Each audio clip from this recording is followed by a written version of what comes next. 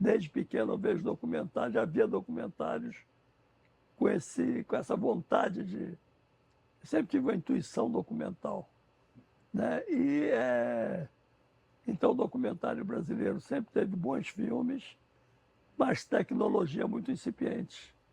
Nós filmávamos com Pai Arbolex, 16mm, Bell Howell. Era muito raro alguém ter uma câmera de verdade para filmar.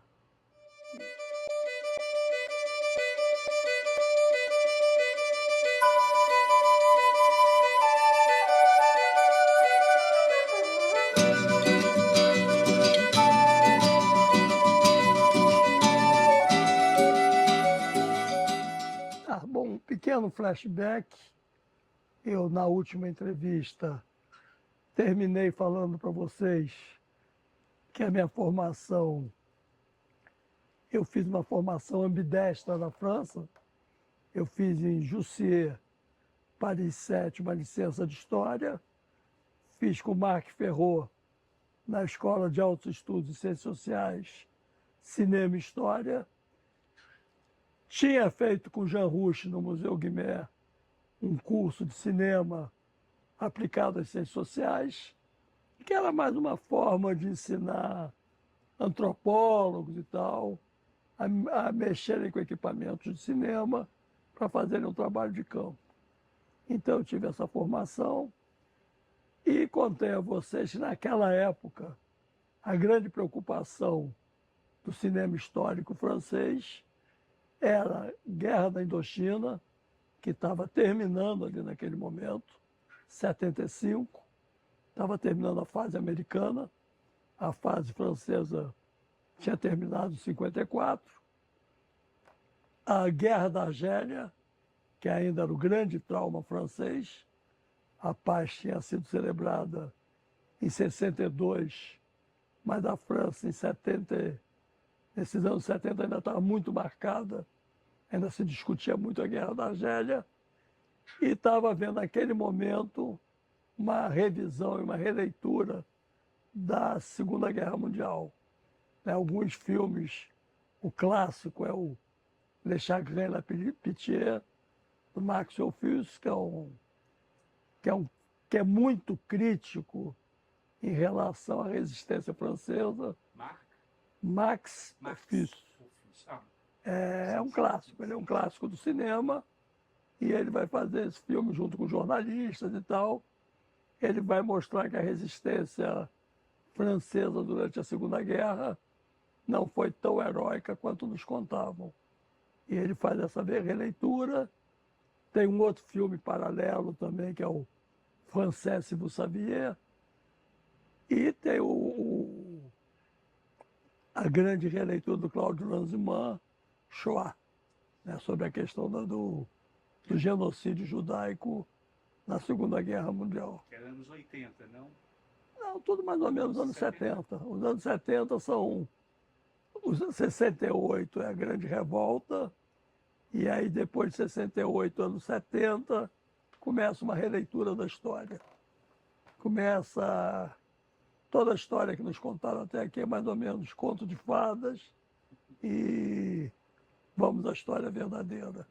E o cinema é determinante nisso. Então eu voltei para o Brasil imbuído nesse espírito. Por outro lado, nos anos 70 também, em Jussieu houve uma grande revisão da importância da história. Os grandes historiadores franceses resolveram fazer na escola que eu estudava um grande seminário chamado L'Histoire Pourquoi Faire.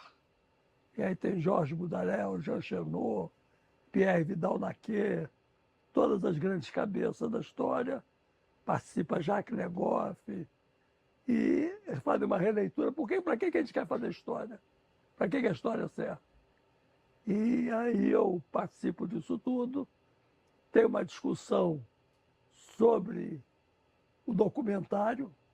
O documentário, nesse momento, é dividido em duas linhas. O grande enigma é cinema verdade o cinema direto. O Jean Rouch e os americanos vão dizer que eles fazem cinema direto porque o gravador Nagra e a câmera, né, principalmente a Eclair para os franceses, CP para os americanos, eram instrumentos tecnológicos, não eram uma linguagem e nem menos ainda uma ideologia. E o grupo ao qual era ligado, Jorge Zivens, Chris Marker e tal, defendia a expressão cinema verité, porque quando o cinema se expressa, ele expressa uma verdade. Então eu voltei para o Brasil nessa divisão, adepto do cinema verdade, cinema verité, sou um seguidor gênero, número e grau do Chris Marker, formado pelo Jorge Zivens, e aí eu vim com a ideia de contar a história do Brasil.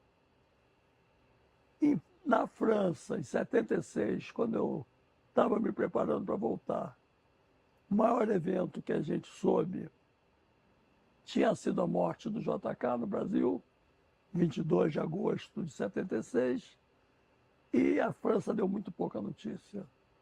A França ela não comentou eventos que estavam acontecendo no Brasil, que a gente tinha informação ou por amigos ou pela imprensa brasileira, o assassinato do Vladimir Herzog em São Paulo, o assassinato do Manuel Fiel Filho e a morte do JK em 22 de agosto.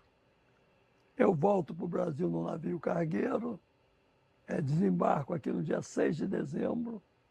Quando eu estou passando na costa de Cabo Frio, a relação com os marinheiros era muito tensa, porque eu tinha ganho a passagem de um amigo meu que era armador, o Hélio Paulo Ferraz. Então eles mantinham um pouco a distância, como eu, amigo do patrão. E aí o taifeiro que servia nossas refeições, se aproxima de mim no camarote, no convés e diz, então, olhando o horizonte, vendo o Brasil chegar, estava 3 horas do Rio de Janeiro, depois de 19 dias de filmagem, de viagem, e diz, você sabe, todo mundo que gosta do povo está morrendo. Morreu o doutor Juscelino e hoje morreu o doutor João Goulart. Então eu desembarco aqui nesse clima. E aí eu vou conversar com o Hélio Ferraz, com o Busa, que eram meus amigos, Antônio Paulo. Vamos fazer cinema? E aí o Hélio fala, eu banco documentário, eu topo, mas não quero perder dinheiro. Vamos escolher um tema que dê público. E aí eu falei, tá bom.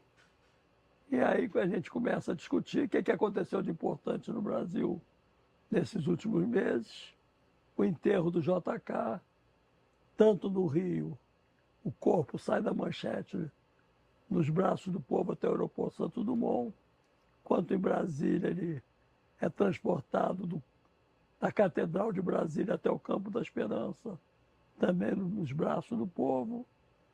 O presidente do Senado, Magalhães Pinto, sem saber se a ditadura ia aceitar ou não, decreta luta oficial. Então começa uma resistência ativa à ditadura. E aí o Hélio falou, vamos fazer esse filme. Eu falei, vamos. E aí a gente começou a fazer usando JK em dezembro de 76 e terminou em agosto de 80, quando já estava saindo a anistia e o filme destampou aquele silêncio que havia sobre a história do Brasil. JK tinha sido até aquele momento o único presidente da história pós-Vargas civil que tinha assumido o cargo no dia marcado e entregue para um opositor no dia marcado. Foi o período mais democrático da história do Brasil até aquele momento. Então vamos falar de democracia, vamos falar de Juscelino. Você comentou, assim, vamos assim dizer, essas linhagens do cinema documentário que havia Estados Unidos, França, a influência internacional que você teve, o que era o cinema documentário no Brasil dos anos 70, o que tinha, salvo engano, Ana Carolina filmou Getúlio Vargas, 74, vinha a tradição do cinema novo, que tinha experiências com curtas-metragens. Como é que era esse panorama e como você se situa nele nesse momento? Então, o cinema documentário brasileiro sempre foi muito bom, ainda que desconhecido. Você tinha, por um lado, a linha Farcas, né? Você tinha o Farcas, produziu ainda nos anos 60 o Brasil Verdade, que era um longa-metragem de episódios com Capovilla, Paulo Gil Soares, Sérgio Muniz. 3 médias-metragens, né? Lembra? Entre eles, os Subterrâneos do Futebol. Capovilla. O Subterrâneo do Futebol do Capovilla.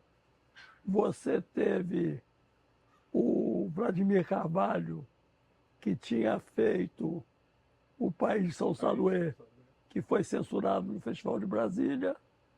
E ele era um cara que vinha meio da linha Rush. Ele é engraçado porque o Vladimir fazia cinema verdade. O cinema dele era essencialmente político, mas a formação dele tinha sido com os padres lá na Paraíba, em Duarte, Noronha, e o Jean Rush tinha estado por lá também. Mas o ciclo da Paraíba tinha sido um ciclo documentário muito importante com a Aruanda, do Duarte, Noronha. Era o Vladimir tinha a Bolandeira, tinha a Cabra na região semiárida. Teve um ciclo muito importante na Paraíba. Teve o ciclo Farcas, que eu falei. Aqui no Rio você citou a Ana Carolina. Getúlio Vargas teve os vários filmes. Teve o César Mêmulo, em São Paulo, que fez Glória e Drama de um Povo, que é um bom filme. Teve aqui no Rio o Jorge Lely, O Mundo em que Getúlio Viveu. E teve a Ana Carolina, meio Rio, meio São Paulo. Era um material que o Neir Sulevitch tinha conseguido. E aí teve esse ciclo Vargas nos anos 60, 70. Havia um documentário. Eu mesmo tive minha cabeça formada pelo documentário, porque quando eu era criança, eu assisti no cinema um filme chamado Quirongose, o Mestre Caçador. Era um paulista quatrocentão, rico, que resolveu ir filmar caçada de elefante na África e filmar.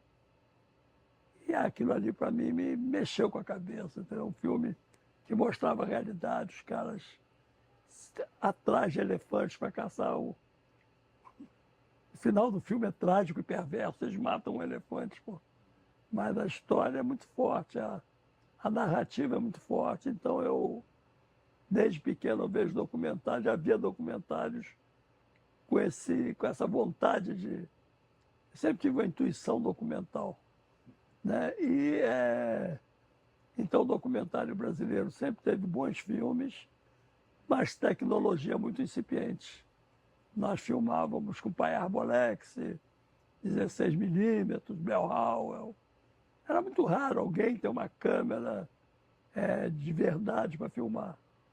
E apareceu naqueles anos 60 o Maiclair, que o Barretão comprou e que o Pierre Cast veio filmar no Brasil, Carnet Brésilien. Então teve um cinema assim, documentário de melhor qualidade tecnológica, mas tudo ainda muito incipiente.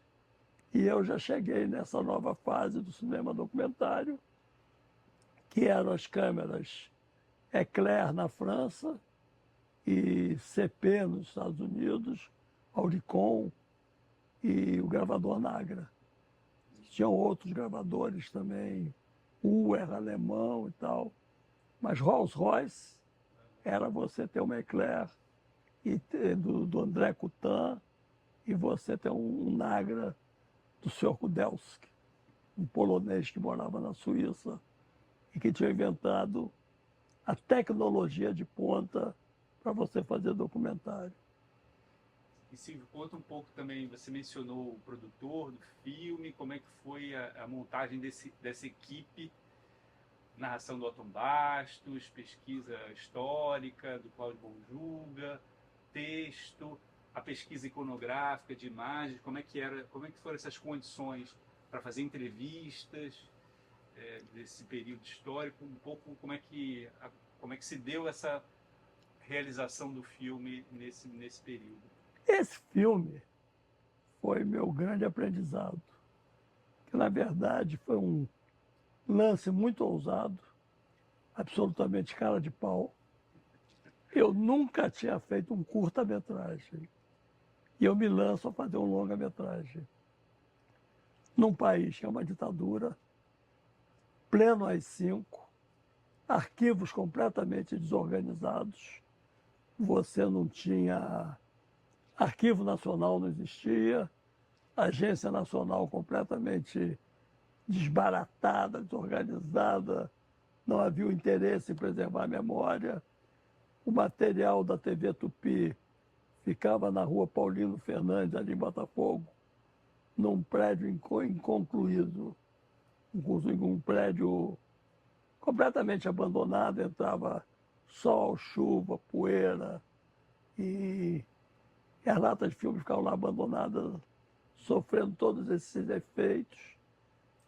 E ninguém tinha interesse em guardar arquivo, acervo, memória não servia para nada. Então eu tive que catar fotograma por fotograma, fui buscando cada coisa, e aí essas coisas... Eu sempre digo em tudo que Deus é meu parceiro, porque ele vai me ajudando, ele vai me empurrando. Quando eu me meti na roubada de fazer um longa, o Hélio falou, eu banco esse filme. Assinou um cheque ao portador, 100 mil reais na época, que era dinheiro. Na época o filme custou 80 mil, naquela época. E eu me lembro do Festival de Gramado, para você ter proporção de valores, que as moedas eram outras.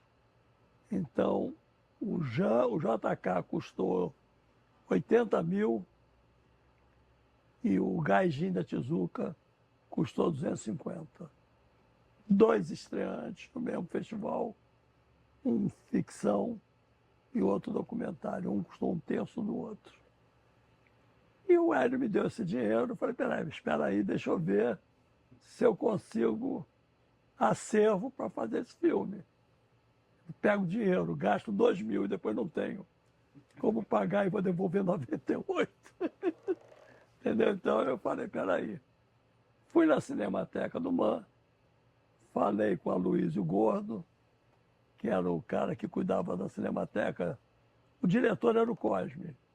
Mas quem ficava sentado ali, fazendo as relações públicas, era Luísio, que era um cara muito rico. Depois foi dono daquela livraria Timbre, no Shopping da Gávea e tal, Boa Praça. E o Aloysio falou, eu tenho tudo aqui que você precisa. Eu tenho o quebra-quebra na porta da Uni 56. Eu tenho o Fidel na Uni, eu tenho. Eu fui, ele pode me dar o dinheiro, tudo ok, tem o acervo. Mas não tinha 1 metro de filme. E eu já com a grana no bolso gastando. E aí tive que fazer o filme. Aí fui montando figurinha por figurinha, fui a Belo Horizonte, conversei com os cinegrafistas, cinejornais de Minas, comprei alguns, comprei com os Campos Filme, eu consegui JK governador. Aí eu consegui entrar no acervo da Tupi. Eu fui ver lá com a menina. O cara de jornalismo, o responsável, falou, essa porcaria não serve para nada, pega aí. A menina pegou um rolinho de 100 pés, que os filmes eram armazenados em 100 pés, eram câmeras pequenas. Pegou, essa merda não serve para nada. Aí ela apertou assim. Eu fui ver, era o desastre do carro do JK. Espera aí que isso aí serve sim, dá para cá. E aí consegui juntar o material E consegui nessa viagem um grande parceiro, que foi o Chico Moreira, Francisco Sérgio Moreira, que trabalhou, eu arranjei um emprego na Embrafilmes. Eu ia dirigir uma série de programas chamados Coisas Nossas. E o Chico era o cara que era meu assistente. E era naquela equipe toda o único cara que conhecia cinema, via filmes. E me ajudou e aí, a montar esse programa com os curtas do DFC, Departamento do Filme Cultural da Embrafilmes. E ele dizia, esse filme é legal, esse aí não... Que era uma parte do acervo do antigo Instituto Nacional do Cinema Educativo, que estava Isso. nesse momento lá. Estava lá, tinha o material do INSE, que tinha virado DFC. Humberto Mauro era vivo ainda. Era. Humberto Mauro era vivo, eu trabalhava direto com o Zequinha Mauro. Exatamente. O Zequinha era o filho dele, trabalhava comigo. Esse acervo ficava na Praça da República, ali ao lado da Rádio MEC, no mesmo prédio da Rádio MEC, entre o Caco e a Casa da Moeda, que depois virou Arquivo Nacional. Eu trabalhava ali, almoçava no restaurante do Caco, e esse acervo ficava lá, ficava vendo filme o dia inteiro, Lula de Barros, mas já tinha filmes bons. A Embrafilme, a ditadura, ela teve um lance interessante, que ela sempre manteve uma porta aberta para o diálogo. Então teve um momento que ela produziu filmes de cineastas, filmes interessantes. O Leon Hirschman fez um filme com o Nelson Cavaquinho. É uma Ele- maravilha. Ele fez um filme sobre ecologia. E tem 2 filmes sobre ecologia, um sobre Megalópolis, que ele previa o crescimento e a junção de Rio com São Paulo, e um outro, uma espuma que nascia nos rios por conta da poluição. O Leão já nos anos 70 falava disso. O Antônio Carlos Fontoura fez filmes interessantes para esse departamento. Muita gente filmou para esse departamento. Então tinha filmes interessantes para passar e tinha os puxa-saco da ditadura, tipo Lulu de Barros, que filme sobre paraquedista, essas coisas. Mas tinha esse material e a gente passava o dia vendo. Quando eu fui fazer o JK, eu falei, vou arrastar o Chico para trabalhar comigo, porque esse cara gosta de cinema e entende. E ele foi comigo atrás de remontar, buscar acervos para a gente poder fazer o JK. Quando a gente começou a fazer o JK, não tinha filme nenhum. Quando a gente terminou, fez o copião, nós estávamos com 100 horas de material. E aí a gente conseguiu fazer o filme. A importância do JK foi construir uma história, porque havia alguns preconceitos, né? Eu não quero falar... Eu, quando fui montar o JK, por exemplo, eu peguei vários montadores e que detestavam política. E eles diziam, pá, esse filme vai ficar muito chato, só fala de política. Eu já tinha uma tese, ele dizia, olha, não gosta de política, vai fazer cinema sobre outra coisa. Vai falar de esporte, corrida de cavalo. Agora, se você vai fazer um filme político, você tem que falar sobre política. Então essa foi a tese que eu defendi de cara no filme. Nós vamos fazer um filme político, que é bastante diferente, por exemplo, do Ana Carolina, do Getúlio, que ela bota jogo de futebol, jockey clube, para distrair o espectador. Vem cá, se você precisa distrair o espectador no tema principal do teu filme, é porque teu filme não é bom. Então não faz. Aí eu fiz o JK politizado e deu certo. Foram 800 mil espectadores. A escolha dos entrevistados, o acesso. Foi difícil naquele momento, porque as pessoas tinham medo. Eu consegui algumas, mas eu não era uma pessoa conhecida, eu era um anônimo. Então, quem é esse menino? Com que intenção ele está fazendo esse filme? Para que ele quer me ouvir? Então, foi muito difícil. E aí eu consegui alguns, negociando caso a caso. Eu tive o caso, por exemplo, eu tinha uma equipe de pesquisa que ia antes. Duas pessoas que fizeram pesquisa comigo. Uma foi o Antônio Paulo Ferraz, que era pesquisador, estudante do mestrado de antropologia do Museu Nacional, junto com Francisco Quental.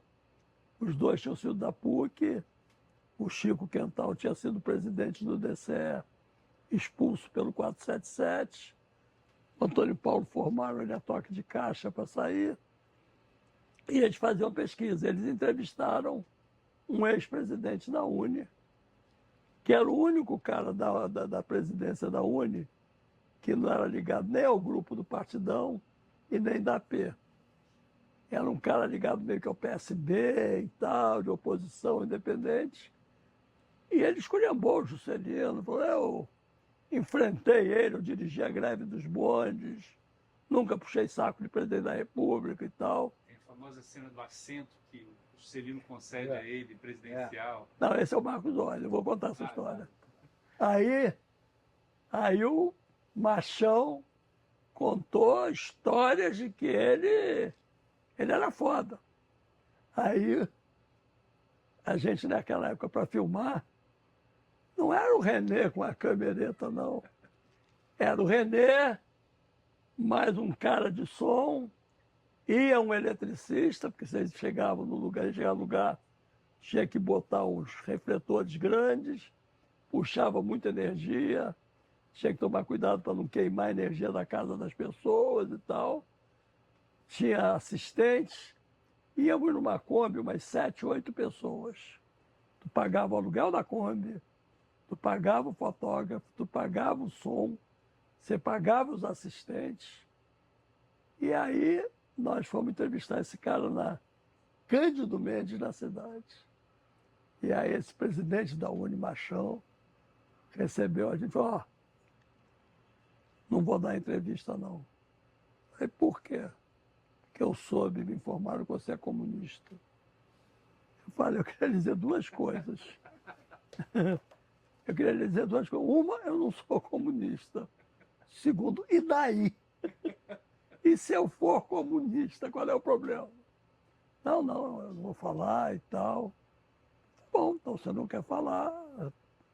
Tudo aquilo que o senhor falou era cascata, então. Aí ele: não é bem isso. Aí ele foi pego nos bichos, falou: fala com o meu chefe, que era o Cândido Mendes. Se ele autorizar, eu lhe dou a entrevista. Eu preciso de autorização do teu patrão para te entrevistar. Você que é independente, presidente da UNE e tal. Eu não quero fazer essa entrevista. E foi embora. E aí apareceu o Marcos Oz, que não era de esquerda, era um liberal, era um advogado liberal, ligado ao MDB, tinha sido presidente da UNE e que topou contar aquela história maravilhosa, que ele sentou no... JK sentou no assento do presidente da República e decide você. Foi o Marcos Oz, que é outra geração, é um estudante catarinense, presidente da UNE. E depois eu descobri outro, eu descobri o Sepúlveda Pertence, também foi presidente da UNE, também foi um cara interessante. O Sepúlveda Pertence, depois para outro filme, ele me contou uma história genial. Ele era mineiro e quando o Juscelino rompeu com a FMI, ele foi no palácio, no jardim do palácio do Catete, para dar a solidariedade ao presidente da República, que tinha tido um gesto histórico. Prestes foi também. E ele, Sepúlveda Pertence, falou em nome da UNE.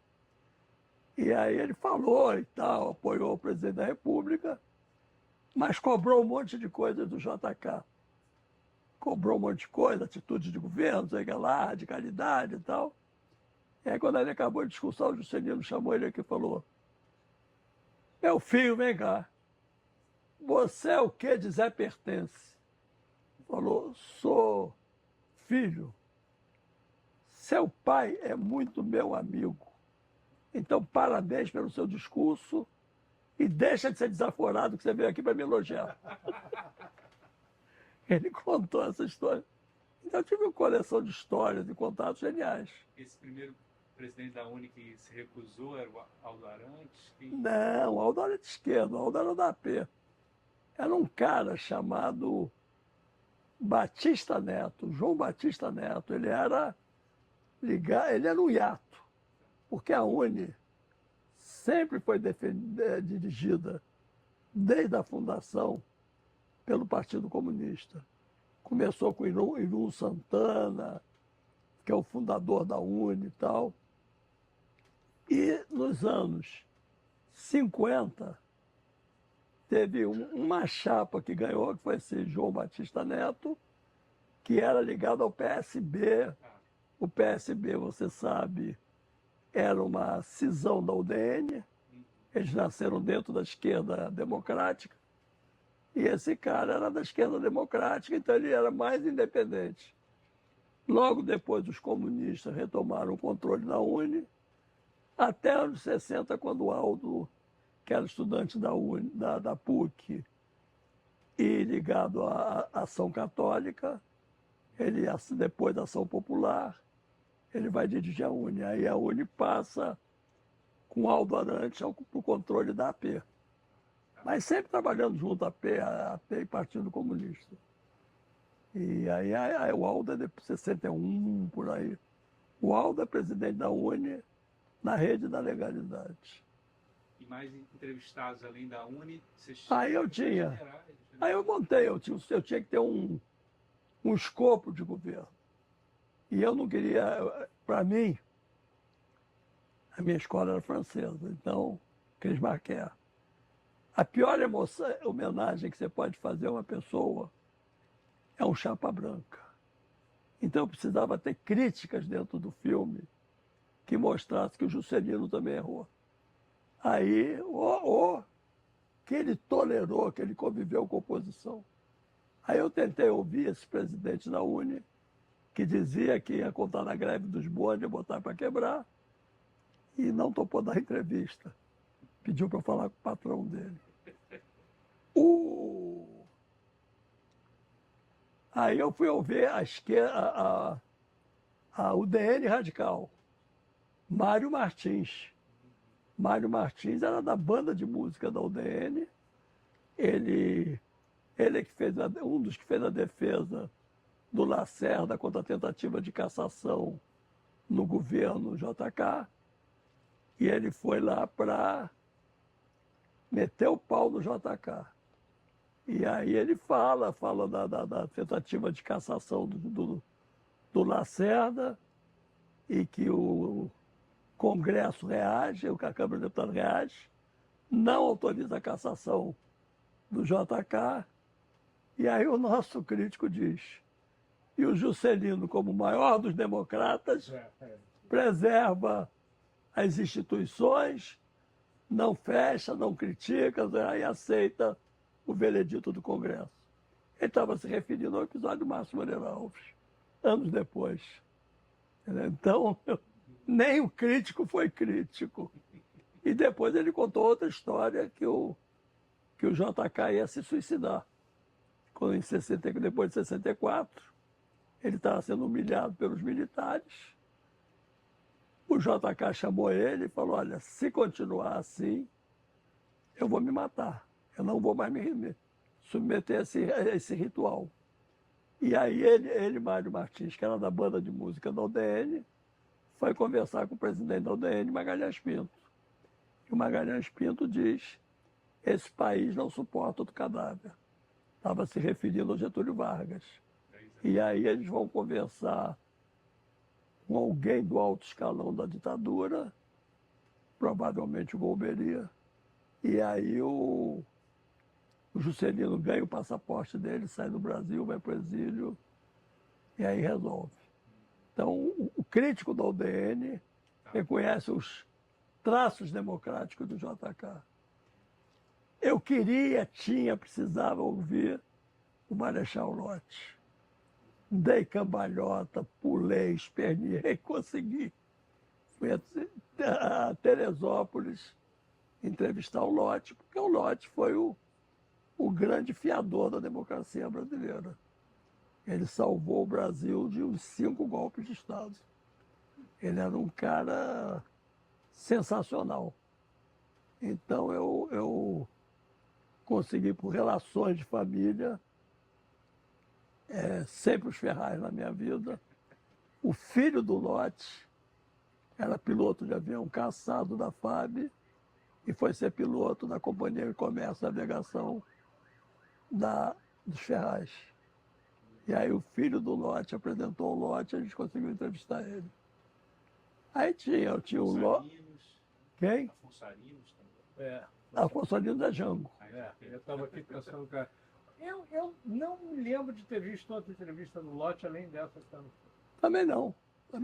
Eu não conheço. Eu fiquei, quando eu revi agora, falei, isso aqui não precisa ser realmente. O Lott não falava, ele era uma figura, ele era duro, pô. O Lott, ele lavava a mão. Ele foi proibido pelo médico de lavar 30 e tantas vezes. As unhas dele eram pedras. De tanto lavar a mão, passar aquela escovinha. Aí você ia na casa dele, ele recebeu a gente. Todo durão, 80 e tantos anos, durão. Cumprimentou cada um. Pediu licença, foi lá lavar a mão. E aí ele era aquela figura toda dura. E aí ele deu uma conversa maravilhosa. Tive 2 entrevistas com ele. Uma na casa dele, no apartamento aqui na Dias da Rocha. Ele morava aqui em Copacabana. E outra na casa em Teresópolis. Mas ele é uma figura maravilhosa. Das Forças Armadas, nessa ideia de fazer contraponto, você conseguiu entrevistar? O JK tem poucas entrevistas. Quem eu consegui as entrevistas? Aí porque você embaralhou os 2 filmes. General. O Muricy é Jango. O Muricy é Jango. O Afonso Arinos é Jango. O Chico Teixeira, que era comunista, é Jango. Os personagens. Você embaralhou os filmes. Porque, na verdade, eles têm uma simbiose. Tem um comentário muito interessante do Carlos Alberto Matos, que vem em perspectiva os 2 filmes. Isso, inclusive, aparece nos extras do documentário, um pouco essa ideia de que é um duo, né? Um dueto. É um dueto. Os 2 filmes se completam. E, na verdade, depois do Travessia, você pode dizer que. O Tancredo, assim, isso é um trio. É um trio. Para chegar no Brizola, finalmente. Porque Finalmente. Exatamente. Pegando os personagens presidentes da República, né? Seria. Eu acho que essas épocas também se confundem, apesar da história do Brasil ser muito torcida e tal, dividida. Eu acho que, por exemplo, o governo do Jango e do JK são complementares. São completamente complementares. Eles dialogam entre eles o tempo todo.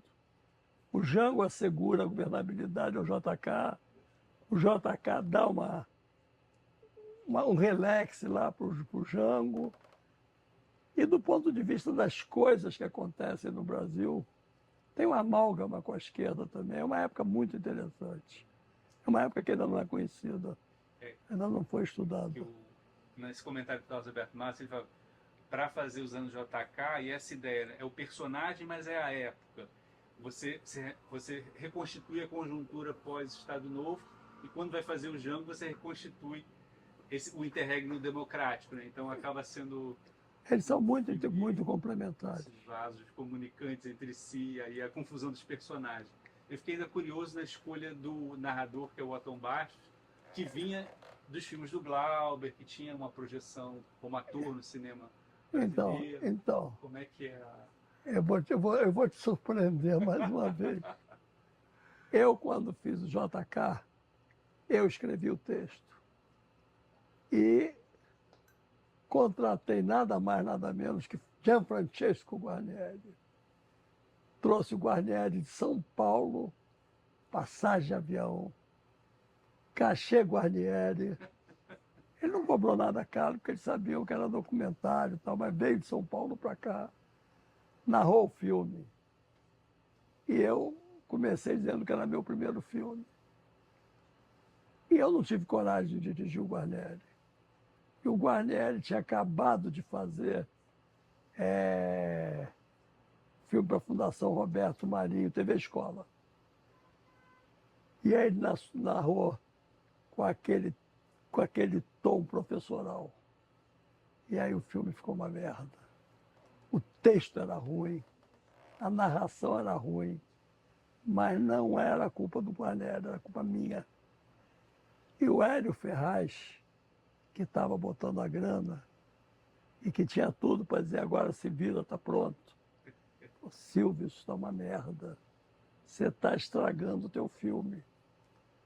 Joga essa porcaria fora, contrata um jornalista, contrata outro e vamos fazer essa narração de novo.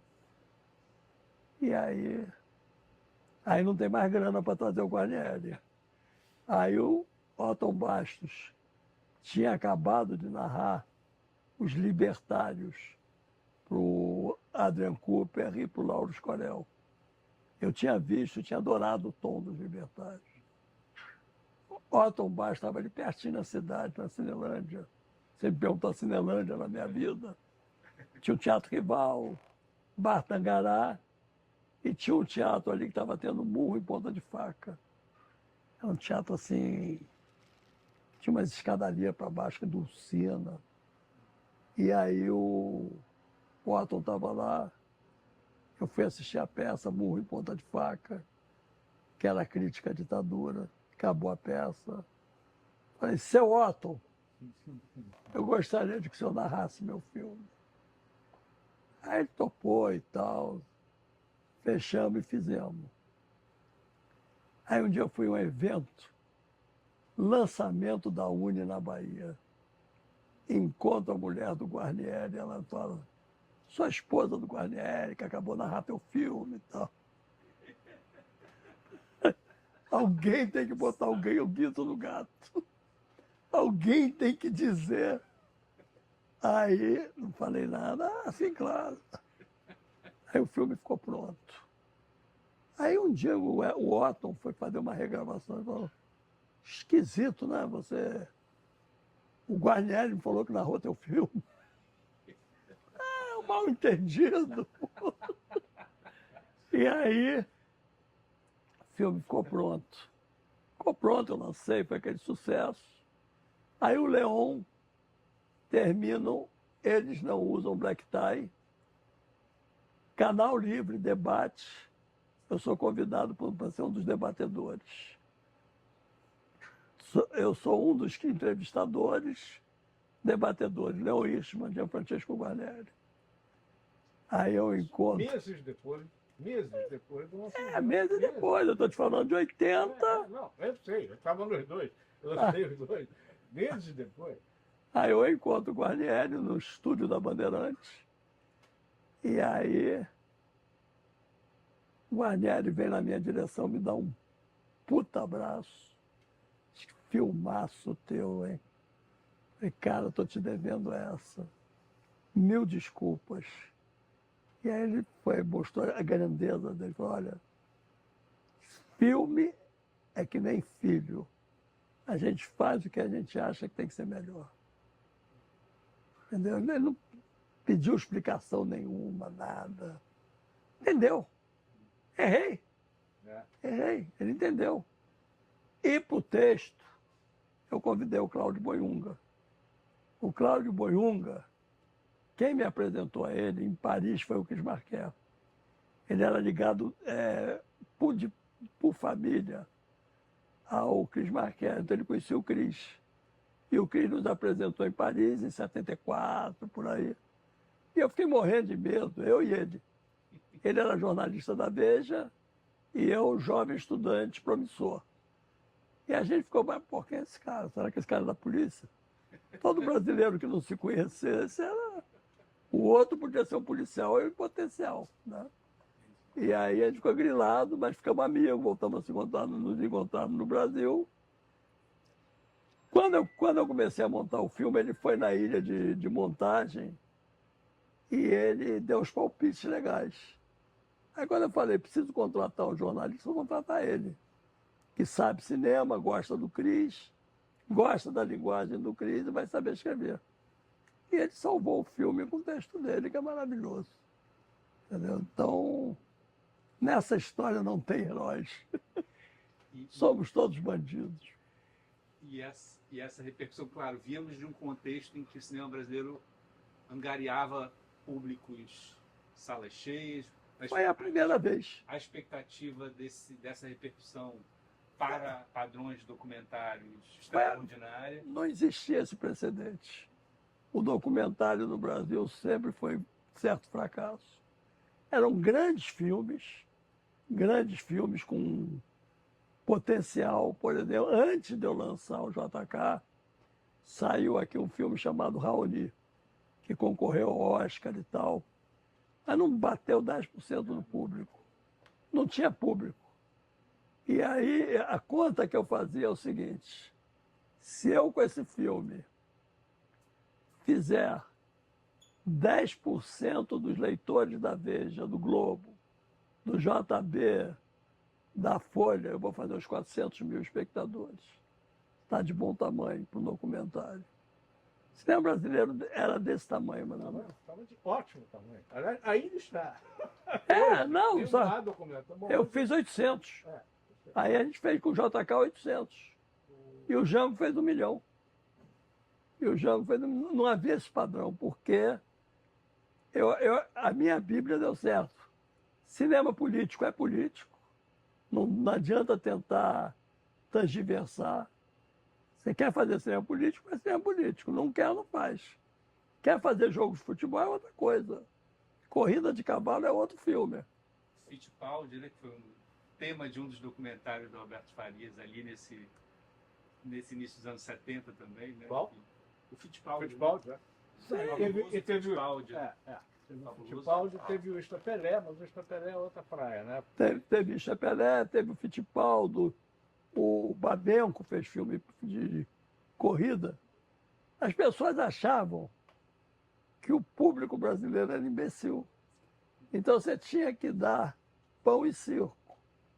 E eu fiz a minha outra aposta. Eu falei, eles querem política, os caras querem saber que país é esse. A música era essa, a pergunta era, que país é esse? Então vamos responder com democracia no caso do JK, justiça social no caso do Jango. A gente aqui em off conversava sobre a estreia do filme no Meridian, essa sessão. Foi genial, a sessão. Os amigos comunistas foram. Eu convidei um amigo meu comunista, que aliás fez um filme sobre o PCB, que é o Luiz Fernando Taranto, popularmente conhecido como Mosquito. Trabalhou na Embrafilme? Trabalhou na Embrafilmes, fundador do Cineclube, grande brother do Marco Aurélio, que era o superintendente de comercialização. E ele foi no filme e levou os amigos dele comunistas. Aí acabou o filme, eles desceram da sala de exibição, ficaram na porta do Meridian, discutindo se eles tinham gostado ou não do filme. Por um lado, o filme era bom porque defendia a democracia, mas por outro era ruim porque o JK era um entreguista, não sei. E aí ficou naquele debate. Quem dirimiu a questão foi Fantástico. Quando o filme saiu no Fantástico, gente que não tinha visto o filme me encontraram na rua e diziam, pô, vi seu filme, adorei. E aí os comunistas, eu no Fantástico, os comunistas também gostavam. E a crítica de cinema especializada, de jornais? Sim, o filme furou a bolha. O filme furou a bolha, porque ele passou a ser visto como um filme. E eu sempre quis isso. Eu nunca quis, por exemplo, ganhar prêmio de melhor documentário. Eu concorri em Gramado de igualdade de condição com os outros filmes, mesmo sabendo que eu já entrava derrotado. Eu, quando fui para Gramado com o JK, disputando com a Tizuca, mas também tinha outras apostas. Tinha a Intrusa, do Carlos Hugo Christensen. Tinha outros filmes que também tinham chance de público, Mas eu já peguei o avião aqui do Rio de Janeiro, o pessoal me dizendo, não, o especial do júri é teu. Eu não quero o especial do júri. Posso até ganhar, mas eu quero concorrer em igualdade de condições com qualquer outro filme. Eu estou fazendo cinema. Documentário é uma forma de expressão, não é outra coisa. E aí eu ganhei Gramado, eu ganhei o especial do júri, que estava esperado, ganhei melhor montagem, e no caso do Django a gente ganhou trilha sonora também, que a gente chegou com Wagner Tiso e Milton Nascimento. Uma trilha inesquecível. Aí, coração de estudante. Coração de tudo. Ao longo da realização do documentário, você passou a lecionar na PUC, tem uma referência ao curso de História e Cinema, Sim. de 77. É isso? Você, É paralelo, é paralelo. São duas atividades diferentes. Tá. Eu vim para fazer cinema, mas eu precisava viver, eu precisava de uma estabilidade. E aí eu fui estudante da PUC nos anos 70. 69, 70, eu fui aluno da PUC, junto com teu pai. Foi onde eu conheci teu pai. Aliás, aquela moça que estava lá na FGV outro dia também foi colega nossa lá, Ah, sim. a Maria Luísa. E aí, eu, quando voltei, eu tinha deixado amigos. Eu tinha um grande amigo de história, o Ricardo Benzaquem, e tinha um grande... Orientador. Foi teu orientador? Não, o Ricardinho era meu brother. O Ricardinho era meu irmão querido, e junto com toda aquela turma, Antônio Edmilson, o que era diretor do curso, que era o guru de todo mundo, como é que O Wilmar. e o Ilmar Roloff. O Ilmar, eu voltei para o Brasil, Ricardinho me levou para a casa do Ilmar. Sim, precisamos trazer o Silvio para a PUC. E aí eu dei um curso extra em História, Cinema e História. Foi o primeiro curso de Cinema e História dado no Brasil. Só que a PUC, História, eu não tinha grana, ou eu nunca tive um comportamento muito normal. E a História não me contratou, a Comunicação me contratou. E eu fiquei professor na PUC durante 41 anos. E uma coisa paralela à outra diferente. Eu não era um professor que dava aula e não era um professor que fazia filme, nem era um cineasta que dava aula. Eu era cineasta e era professor. Eu sempre tive essa preocupação de serem atividades separadas. O que uma ajudou muito o outro sempre, né? Você já tinha um público interessado em cinema, em documentário, nessa correlação, que é algo que você vai experienciar e vai trazer da França? Não, eu tive que fazer uma formação. As pessoas aqui no Brasil não tinham essa formação e eu era mestre em surpreender e quebrar parâmetros. Eu me lembro, por exemplo, que eu passei Cidadão Kane e a turma assistiu do saco cheio. 3 dias depois, para sorte minha e azar da humanidade, o Orson Welles morreu e foi Jornal Nacional. Aí os alunos chegaram em sala de aula envergonhados. Esse é aquele, esse é aquele. Aquele que vocês acharam chato. Entendeu agora? Entendeu? Ele precisou morrer para vocês entenderem. Então eu tive isso, eu passei, com a ajuda do Cosme na Cinemateca, passei na PUC o Encoraçado Potemkin, ainda em plena ditadura, passei o Outubro. Eu passava clássicos e as pessoas não estavam acostumadas a ver para clássicos. Uma vez eu botei para votar que filme a turma queria assistir, ganhou Mad Max. Eu passei. Cara, vocês podem ver isso em sala de aula, ou ver isso no cinema e aprender cinema em sala de aula. Escolhe. Aí os caras perceberam que era importante. Os filmes que eu passava para eles, porque eram seminais, eram filmes de formação. O cara que fez Mad Max seguramente viu Orson Welles. Né? Então Essa coisa é importante na fundação, na formação dos alunos. E lá nos anos 60 você tinha participado da Federação de Cineclubes. O movimento cineclubista se reorganiza, tem essa Sim, o movimento, retomada junto com a reabertura. o movimento cineclubista é uma coisa genial. Ele é genial, eu entro nele em plena ditadura, me formo no movimento cineclubista, vejo filmes, conheço pessoas interessantes, participo de debates, começo a ir às passeatas por causa do cineclubismo.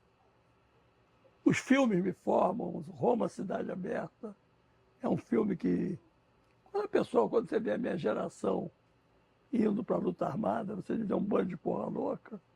Não é, eles tinham assistido Roma, Cidade Aberta, tinham assistido cinema francês, resistência armada, luta armada. Então, havia uma formação na cabeça das pessoas que diziam, isso é uma forma de lutar. E aí a minha geração com 16, 17, 18 anos queria ser igual aos heróis do cinema. E aí a gente vai fazer o que o Rossellini nos ensinou a fazer, o Rose nos ensinou a fazer, o Godard nos ensinou a fazer. E aí tinha essa coisa com o cineclube que era muito importante.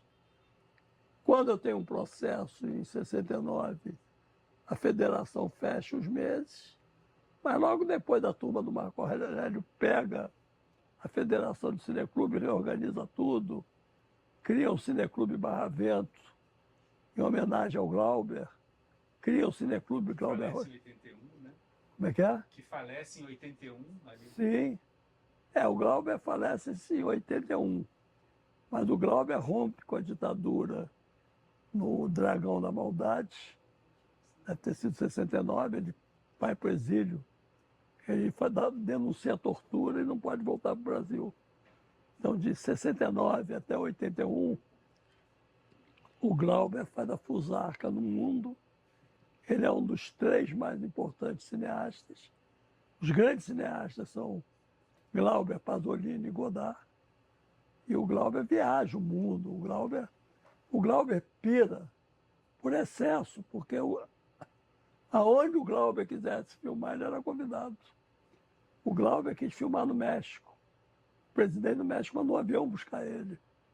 Aí ele vai, não, eu vou filmar em Roma. Aí vai para Roma, o Rossellini recebe ele, a Juliette Bertot, tá aqui câmera para você filmar a película. Aí ele pira, vai filmar na praça, fumar maconha. O Glauber surta por excesso. O Glauber, eu quero filmar na África, ele vai para a África. Não, eu vou filmar na Espanha, ele vai para a Espanha. Se você pegar a cartografia dos filmes do Glauber, de 69, que é o último filme dele, no Brasil ele faz Dragão da Maldade e Câncer. Aí depois Câncer ele não termina, vai embora, aí surta. Aí ele vou para Cuba, aí faz História do Brasil, aí larga na metade, aí vai para Roma, aí vai para o México, aí vai para... Não, quero filmar na África, revoluções, daí ele vai fazer O Leão Tem 7 Cabeças. Revolução dos Escravos. Aonde é a Revolução dos Escravos. Aonde o Glauber quer ir, ele vai, ele é convidado e tem meios para filmar, ele surta. Você sabe se ele assistiu os anos de JK? O Glauber? Provavelmente não, porque ele em 80, quando eu lancei os anos JK, ele estava em Veneza lançando A Idade da Terra. Ele estava lançando A Idade da Terra e não voltou. Ele ficou maus e aí ele foi para Portugal e em 81 ele morre. Então, os amigos dele assistiram e por causa disso eu fui convidado para filmar os funerais dele. Cacá e o Joaquim Pedro falaram, a gente quer alguém da tua geração para filmar. Aí eu filmei, mas e o Glauber era ame ou deixo. O Rodrigo, que deve ter convivido com ele. Eu convivi muito pouco, porque ele conviveu pouco. Eu convivi mesmo na época da Idade da Terra, que foi um caos a produção. Eu me lembro. Sabe que durante anos, a gente tinha no corredor uma declaração do Glauber ao Jornal do Brasil, dizendo que nunca na carreira dele ele tinha filmado com tanta liberdade como filmou em Idade da Terra. Que foi um filme que a Embrafilmes fez 100%, porque a produção, imagina. Aí o Celso Amorim, o Samuel, Pierre Guimarães, que era o diretor da Embrafilmes, nós vamos assumir o filme, contratou o Luiz Carlos Diniz, Cacá Diniz, para ser o produtor executivo, e você reporta a Embrafilme e deixa o Glauber fazer o que o Glauber quiser. Né? A única condição que tinha era de Glauber, você, por favor, entrega o filme. Porque se não entregar, né, vai ser um problema. Né? Porque, e aí, de fato, ele entregou o filme. Não, ele teve esse problema. Isso que o Celso e o Samuel fizeram, que na verdade quem fez foi o Eduardo Portela. Portela me contou que o Portela ainda era o ministro. Né? era o ministro, chamou o Celso e falou: Celso, tem japoneses que são mais japoneses. Tem mais cara de japonês que japonês. Então, o que o Glauber quiser, você faz. E aí eles deram para o Glauber tudo. O Glauber foi para o tempo. Tem um filme que é antológico, é o Glauber filmando no Museu de Arte Sacra da Bahia, brigando com o delegado de polícia. Mandaram um delegado lá para proteger o Glauber. Glauber fumando maconha, Glauber pode. Glauber pode. E aí mandaram um delegado para dar toda a segurança para ele. E aí o Glauber chega pro delegado e falou: vai bater? Vai dar porrada? Tira a camisa, cara. E fica encarando o delegado. O Rock tem esse material, é impressionante. E aí o Glauber podia tudo. O Glauber foi filmar no México. De repente ele sumiu. Sumiu, ninguém achava o Glauber. Todo mundo preocupado, sequestrado. Né? Ele estava experimentando cogumelos, cara. Entendeu? Isso aí me foi contado pelo Paulo Eduque, que era um grande cineasta mexicano. Todo mundo preocupado com o Glauber tomando cogumelo, pô. Então, ele tinha esse problema, porque como ele era o Glauber, ninguém usava frontal. E a ideia dele do Idade da Terra é genial. Era um filme que não tinha começo, meio e fim. Não tinha créditos. Não tinha crédito. Você, o projecionista, projetava na ordem que quisesse, no dia que ele estivesse projetando. E aí você via em partes também. Era um filme barroco. É como ler um livro do Saramago. Você não lê de uma talagada só. Você não vê um filme do Glauber de 4 horas. Você vê um pedacinho um dia, vai lá fumar maconha, volta. No outro dia você bebe, no outro dia a menina ali fica apavorada. Mas é história, estou falando de história. Estou falando de história. Eu sei que a partir de agora a maconha vai ser proibida, mas tudo bem. Eu não fumo, mas eu entendo quem fuma. E aí o Glauber, eu conheci um cara que entendeu o Idade da Terra. Que ele foi assistir o filme bêbado. Aí ele assistiu um pedaço do filme, viu um pedaço, do caralho! Aí saía, ia pro bar em frente, que era ali em frente ao Belas Artes, em São Paulo. Aquele bar que tem em frente até hoje, é icônico. Tomava mais umas pingas, voltava lá para dentro, deu mais 10 minutos. Pá, do caralho! Aí voltava lá para fora e tal. Se você quisesse ver o filme com começo, meio e fim, é um filme muito chato. E a Embrafilmes obrigou a fazer um filme com créditos. Então ela ordenou. O filme tinha começo, meio e fim. Tinha o rolo do começo e o rolo do fim. E os outros eram no meio. Mas se eles tivessem respeitado o desejo do Glauber, o filme era genial. O filme tem sequências sessentológicas. Você vê o Pitanga nu, no Planalto Central, com aquela pimba desse tamanho lá de fora, dizendo... Carlos Zé não seria capaz. Nem o Zé fazia aquele desenho, pô. E aí ele dizendo, um dia chegaremos lá. E o Pitanga era PT, cara. O Pitanga era PT, o Pitanga dançando nu no Planalto, dizendo, um dia chegaremos lá. É uma antivisão, cara. Então o Glauber tinha essas intuições. né? Ele tinha essa grandeza, mas as pessoas não entendiam. Você vê hoje um filme como Cidade dos Sonhos, por exemplo, do Lynch, David Lynch, você entende o Glauber. O Glauber antecede tudo isso. O Glauber antecede uma geração na questão da inovação cinematográfica. Silvio, retomando Voltando aqui para o documento, o nosso Zé da pobre Casa, tá documento. maravilhoso. Só fazendo esse gancho ainda sobre a circulação do filme usando JK.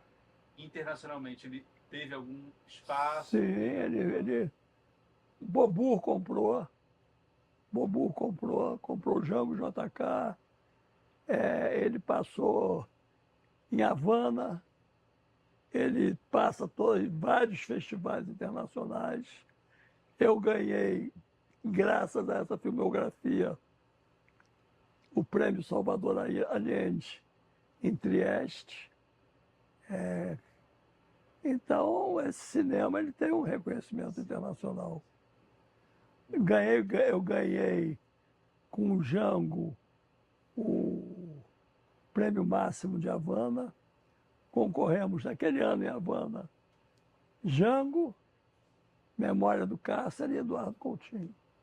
O Cabra Marcado. De 85, né? Depois de 84. 84, junto com o Django.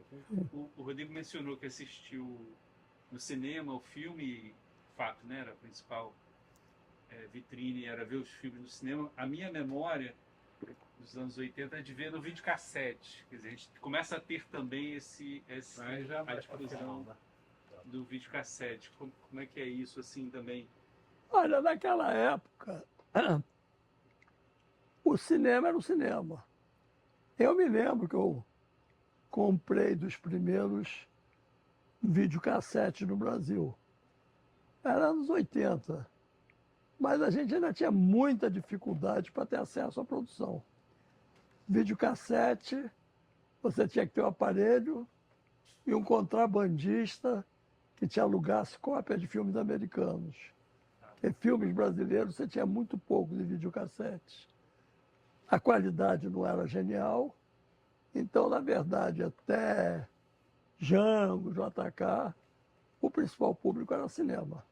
Mas não é Globo Vídeo que depois vai. Mas isso vai já é quase anos 90. Tá. Já é bem depois, 85, Não, por aí. bem depois. Bem depois, né?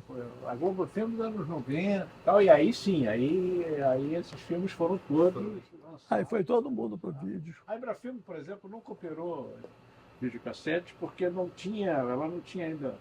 Eu me lembro do videocassete começar o mercado de home video mais ou menos no final dos anos 80, 88, 89, 90. Por aí. Aí foi. Aí foi uma.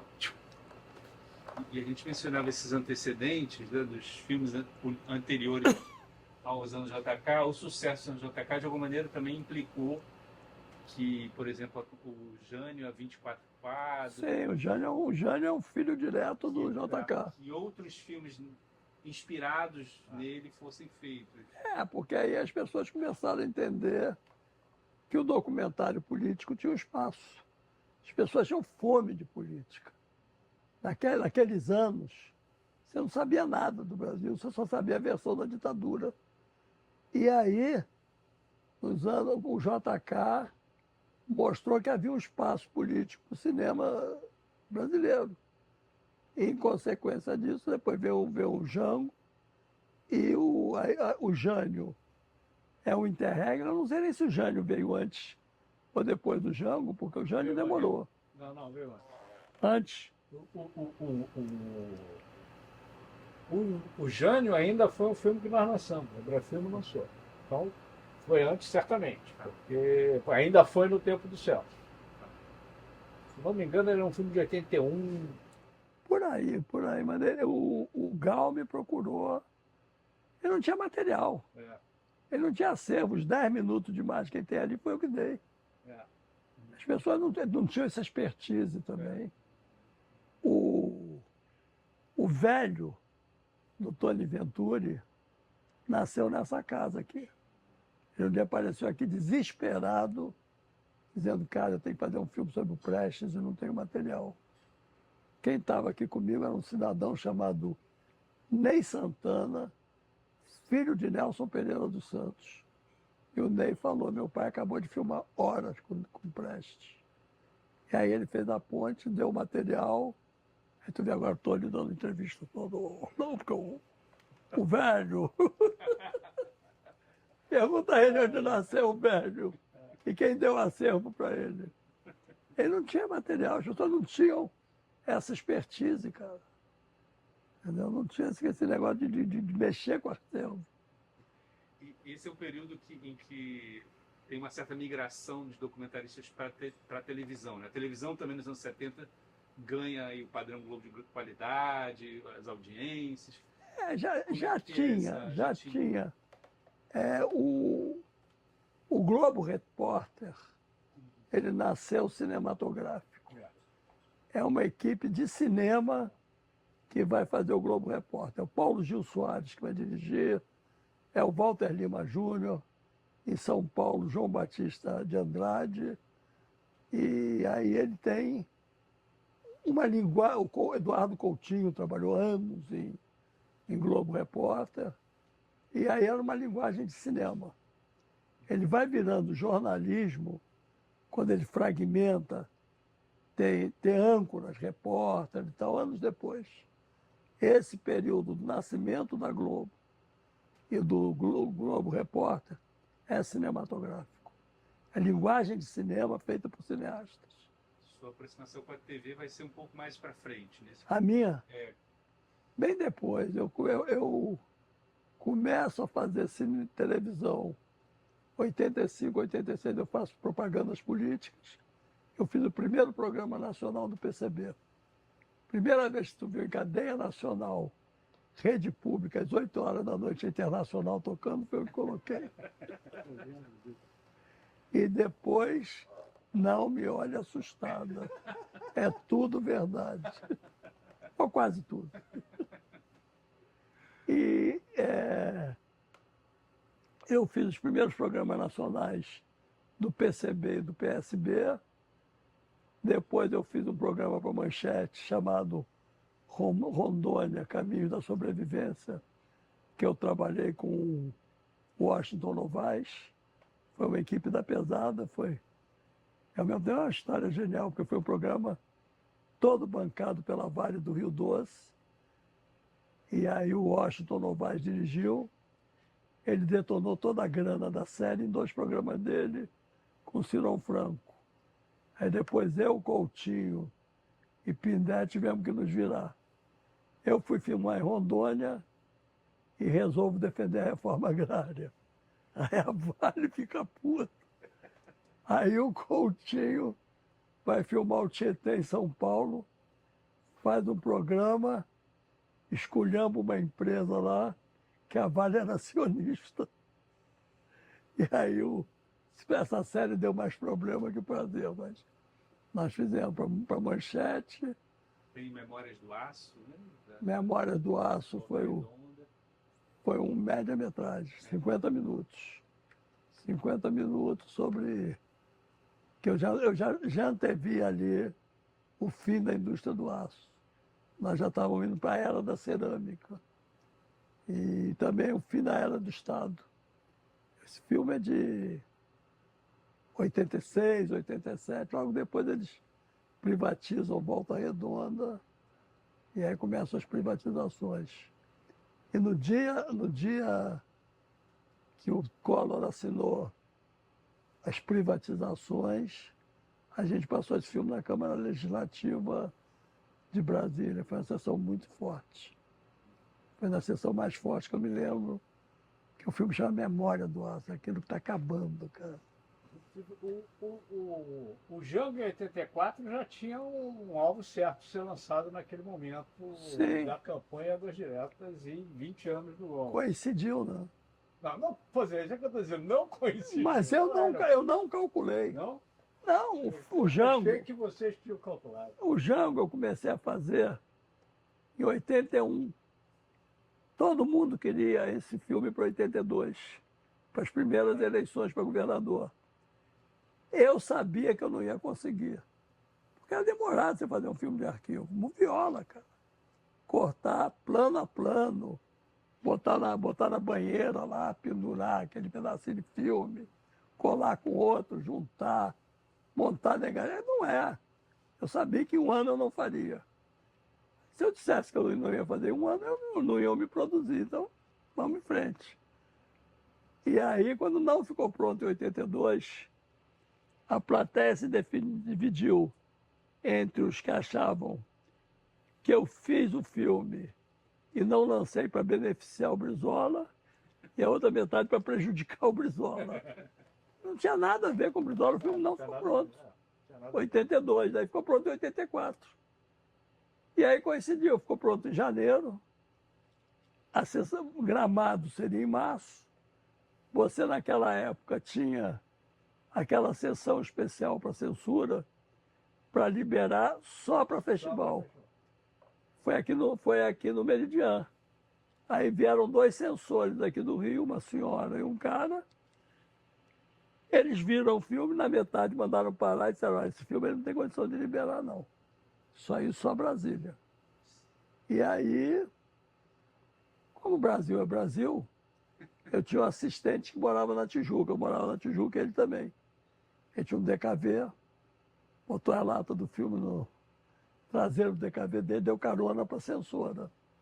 Vai conversando para a Tijuca e tal, cria afeto, e ela diz, ó, vou dizer um negócio para vocês. Se vocês não colocarem a boca no trombone, vocês não vão liberar esse filme nunca.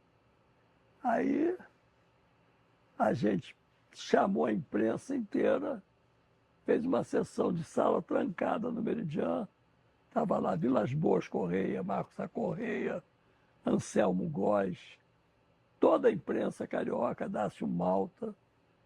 E aí o Globo, o Azevedo, o Lobo, não sei o que, aí todo mundo deu matéria e aí o governo liberou. Aí eu fui no avião do Elinho para Brasília para liberar com a famosa Solange Hernandes, mas quando eu cheguei em Brasília o filme já estava liberado. Já tinha sido liberado por ordem direta do ABIAC, por causa dessa sessão. E aí não foi o contexto de 82, mas foi o contexto das diretas já. Foi muito melhor. Foi muito melhor. Muito melhor para tu mudar um país do que... Muito melhor. Para o filme foi muito melhor, para o Brasil também. As pessoas comentavam o filme, as pessoas... O lançamento ficou inserido naquele movimento das diretas já. Daquele direto. Claro. Mas Eu a lancei estreia o filme. também com essa exibição no Meridian. Como é que é? A estreia também teve essa sessão exclusiva no Meridian. Sempre tem, sempre Na tinha. época, Que era uma referência do cinema. O Meridian era uma salinha de 100 lugares. foi a primeira sala VIP.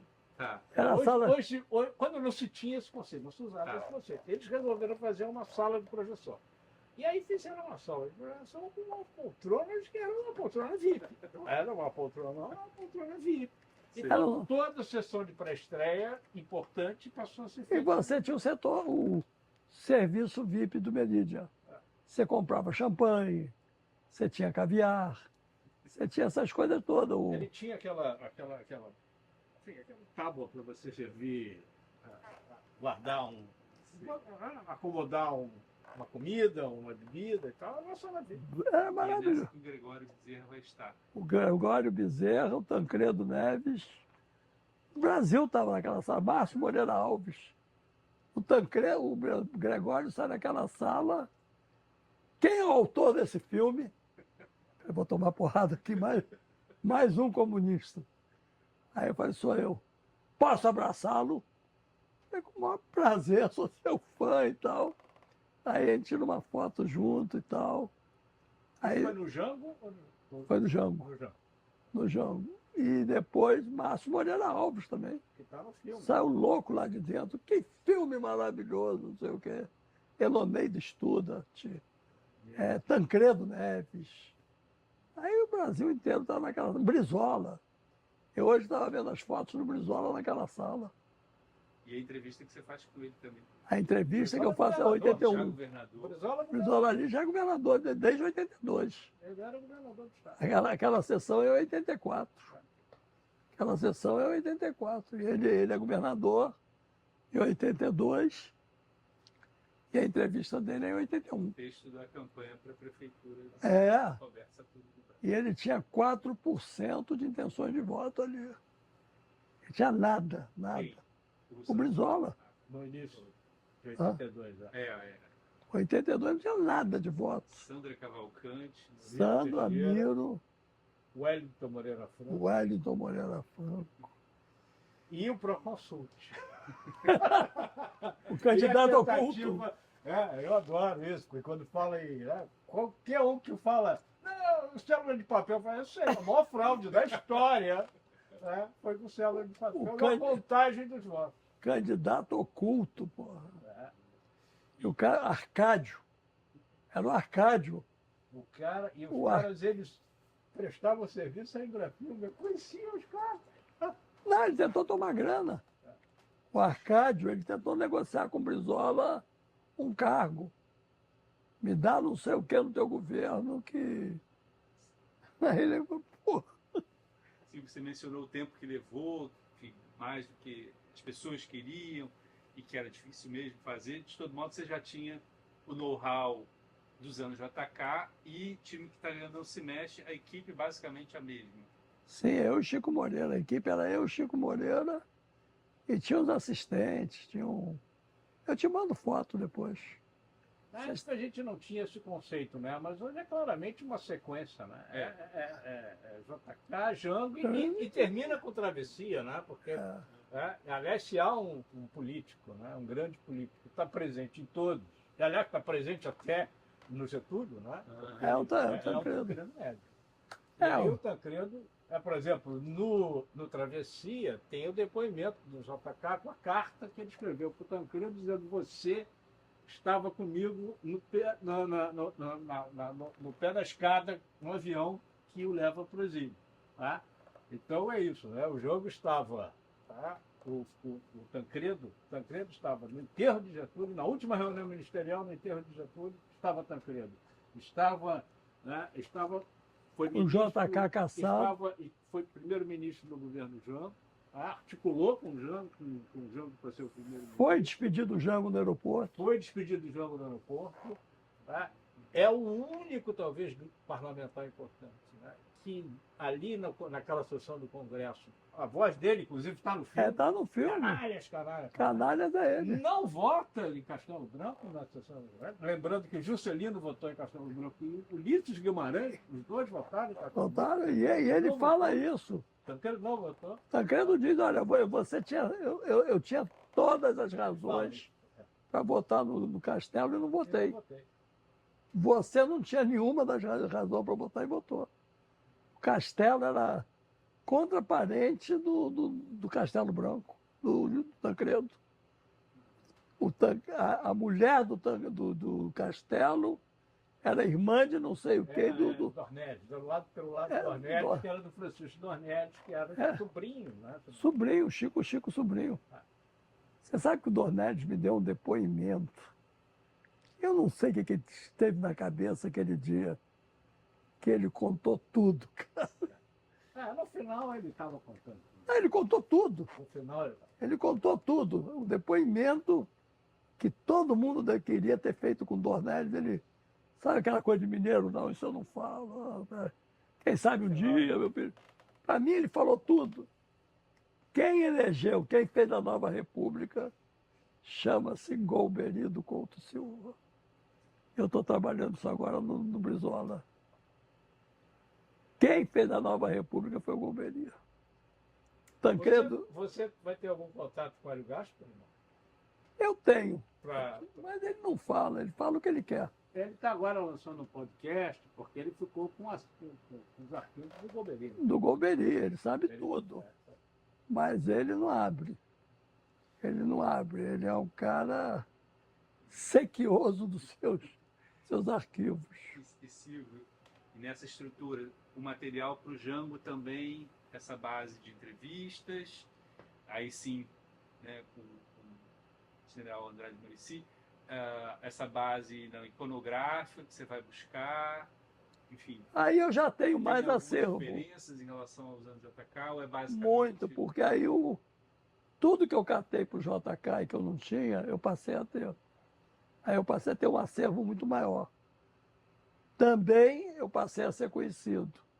Tive mais facilidade para entrevistas. As pessoas me conheciam e queriam falar. Foi tudo mais fácil. Entendeu? Então, bastante diferente do JK. Vocês batem aí em termos de... E no Django e no Tancredo volta os defeitos, porque a gente consegue entrevistar o Tancredo, o general Leônidas. É. E ele, desde o programa, desde que eu botei Internacional no ar, e eu botei mortos e desaparecidos no programa do PSB, ele me odiava. E ele disse, para esse rapaz aí eu não dou entrevista. Aí o Roberto Dávila fez por mim. Ah, o Roberto Dávila que fez. A entrevista do general Leônidas foi o Roberto. Ele não me recebeu. Aí eu me vinguei. Um dia eu tive um jantar aqui, homenagem ao Mário Soares. E aí o repórter estava o tempo todo, queria te fotografar, queria te fotografar. Eu falei, só topo se o general Leônidas vier junto. E aí ele veio, ele teve que sair na fotografia, puto da vida, cara. Puto da vida. E essa expectativa de público, que você já tinha tido estrondoso sucesso de 800 mil espectadores, como é que foi essa expectativa de superar, bater 1 milhão? O Django foi uma loucura, porque a gente lançou o Django sem cartaz, não tinha cartaz, não tinha trailer, não tinha nada. A gente botou no cinema e virou um rachinho de pólvora. Os donos do cinema todos dizendo, manda cópia, manda mais cópia. A gente parou em 19 cópias. Se tivesse feito 80, tinha feito 3 milhões de espectadores. Mas a gente mesmo ficou com medo, cara. 19 cópias e 1 milhão de espectadores. E também tinha muita roubalheira naquela época. Muita evasão. Tinha. A gente mandava pro Pintado. Ainda mais num filme nessas circunstâncias de independente, aí então o jogo deve ter sido muito mais. Mas os caras roubavam o Pintado. O pessoal ligava lá do Sul, domingo, e dizia, Silvio, fui ver teu filme, um espetáculo, sala lotada, público aplaudiu de pé. No dia seguinte, o Pintado, o dono do cinema, me ligava e dizia, Silvio, tu sabe que choveu ontem? Não teve público. No Rio Grande do Sul. Eu lembro. E circulação internacional teve, o filme viajou, por assim dizer. Quem viu o filme? Não, o filme teve circulação fora. Tem até hoje. São filmes que eu sempre fiz com a preocupação de não serem datados. Eu não coloquei nenhum fato conjuntural em nenhum deles para você dizer, esse filme está um pouco velho. Tenta achar um filme que tem envelhecido, um fato que tem envelhecido o filme. Nenhum dos dois. Quando eu estava fazendo o JK, pintou o pacote de abril, 77, cassação de 4 deputados, fechamento do Congresso, senador biônico. Todo mundo dizia, tu tens que falar disso. Eu falei, não vou falar disso. Isso aí a história vai comer e o filme vai continuar. Não falei, não faz nenhuma falta, ninguém me cobrou. Por que você não falou do pacote de Isso abril? é verdade, porque isso está, porque em JK estaria fora do contexto, porque o JK já tinha morrido. Isso em Django Idem, mas isso está em Travessia. Está em Travessia, aí tem a ver. Aí tem a ver. Aí tem a ver, aí é Tancredo. Tancredo estava lá e ele avisou, vai dar merda. Se vocês não votarem com o governo, por uma besteira o governo vai fechar o Congresso. Porque, na verdade, era votar numa lei lá que a ditadura exigia, que não fazia nenhuma diferença. Era uma provocação da ditadura para fechar o Congresso. E o Tancredo falou, vota. Vota e vamos para as eleições. Esse contexto está lá.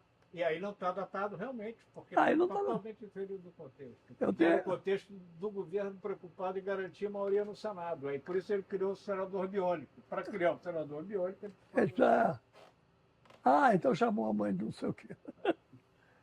É exatamente isso. Eles queriam criar um senador biônico.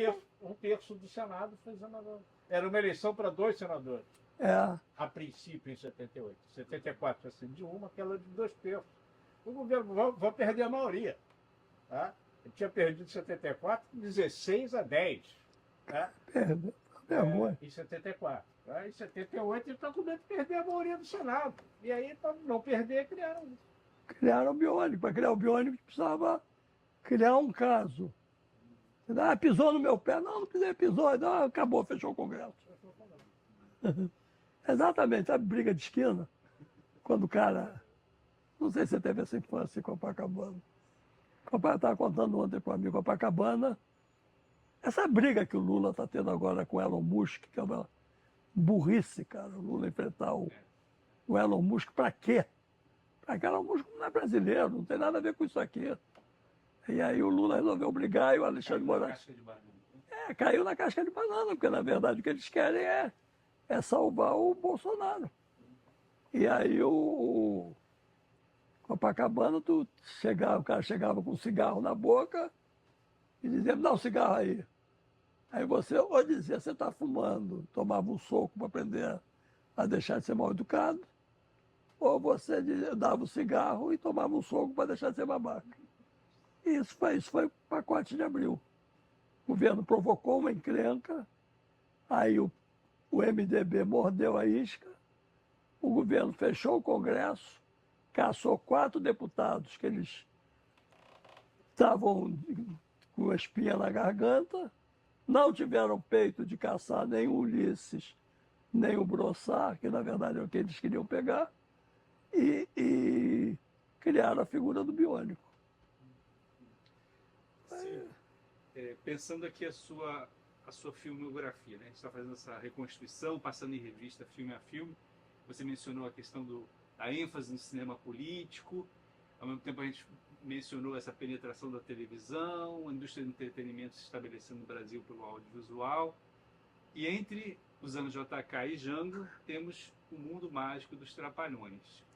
Como é que entra, explica pra gente como é que entra nesse meio campo o filme dos Trapalhões. Então, eu dava aula na PUC. O filho do Renato Aragão era meu aluno. Era um menino, gente boa, o Paulo Aragão.